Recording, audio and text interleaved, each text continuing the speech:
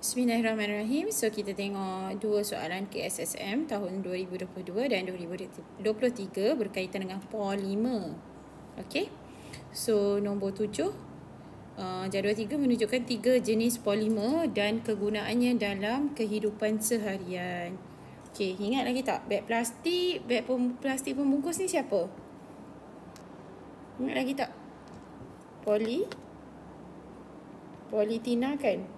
Atau nama lain dia saya sebut apa? Polyetina. Benda yang sama. Okay. Lepas tu dia tanya, lepas tu dia bagi polipropina, karpet, alat mainan. Okay. Polyisoprena, yang ini adalah berkaitan dengan getah. Okay. Soalan pertama dia adalah maksud polimer. Jadi apa? Molekul berantai panjang. Mana? Tengok balik buku teks. Okay. Pada muka surat 144. Molekul berantai panjang yang terhasil daripada pencantuman banyak ulangan unit asas. Okay.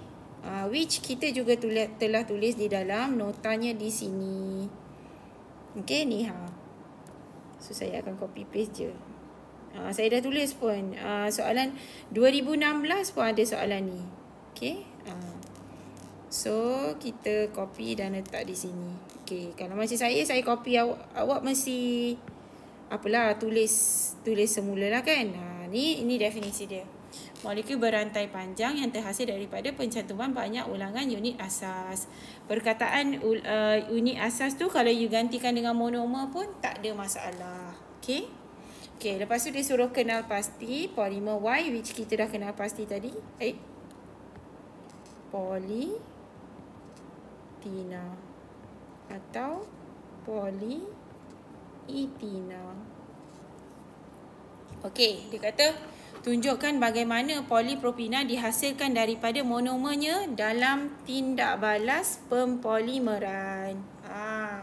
So dalam buku teks dia hanya tunjuk, ingat tak lagi? Dalam buku teks, dia hanya tunjuk untuk etina kan ni. Dia hanya tunjuk yang ni. Sekarang kita kena buat untuk propina. Okay. Propina. Sebab tu kita kena tahu formula molekul bagi propina. Propina kan ke C3H6. Remember kita akan buat macam ni kan. Mula-mula kita lukis propina macam ni. C3H6. Tapi ingat tak yang kita tak boleh macam mana nak lukis polimer macam ni kan. So kalau ingat lagi dalam video yang saya sebut tu, kita kena pastikan dekat kiri dan kanan ini, bahagian ni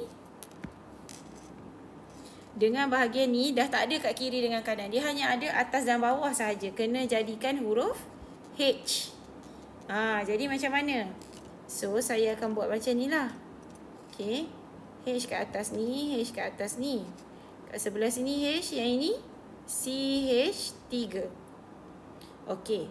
Tapi, nak hasilkan polimer, kita ada banyak-banyak monomer. Betul tak? So, jadi kita kena N lah. Okay. Lepas tu kita letak arrow. Okay. Lepas tu kita lukis semula ni. Ingat lagi tak macam mana step dia? Panjang video saya sebelum ni sebab inilah nak cerita pasal benda ni. Jadi boleh tengok dalam video sebelum ni. Okay.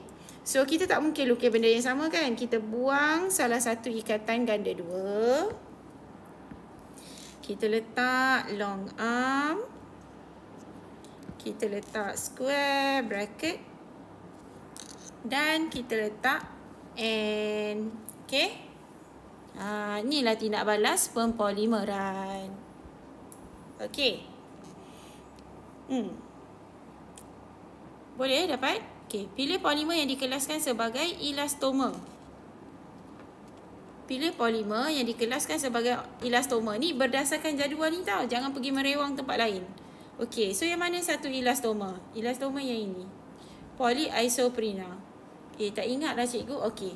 Kita tengok balik pada jadual ni. Ni Kalau dia bersifat elastoma dia ada related to getah lah in a way. Sebab dia getah yang ada sifat elastik. Tu satu senang nak ingat lah. Okay. So jawapannya adalah polyisoprena.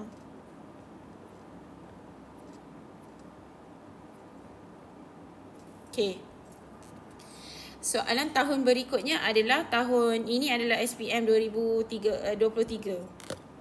SPM 2023 also kertas 2 tapi dia diletakkan di dalam soalan esei. Soalan 9. Dia tanya satu ni je, bahagian ni je. 4 markah. Okay, dia bagi ada 2 tindak balas. Nampak tak? Dia bagi 2 tindak balas kat sini. Okay. Satu tindak balas yang ni, yang first tindak balas 1 dan tindak balas 2. Nampak tak beza? Berdasarkan jadual, nyatakan jenis tindak balas pempolimeran 1 dan 2. Okey. Nampak tak yang ini hanya ada satu monomer sahaja. Kalau ada satu monomer pempolimeran